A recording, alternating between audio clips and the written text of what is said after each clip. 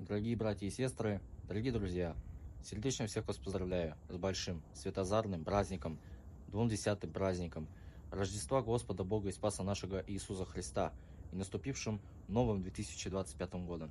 От всей души поздравляю вас со светлым праздником. В этот божественный день, озаривший небосклон новой звездой на востоке, подаривший миру младенца Спасителя. Сегодня мы вновь обращаем наши мысленные взоры к событиям, произошедшим более 2000 лет назад в Вифлееме.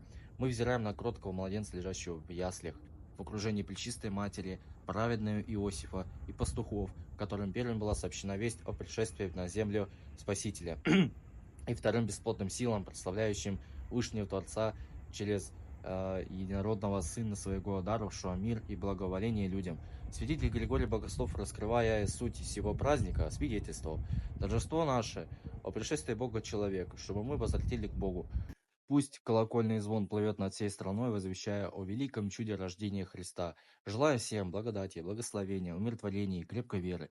Еще раз поздравляю всех вас, дорогие братья и сестры, со светлым праздником Рождества Христова. Желаю неоскудевающей радости, благополучия вашим домам и семьям, крепости сил и щедрой помощи от Бога младенца Иисуса.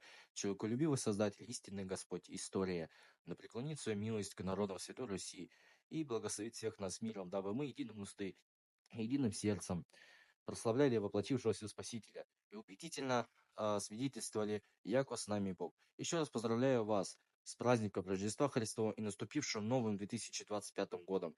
Храни вас Господь с праздником. Христос рождается, славьте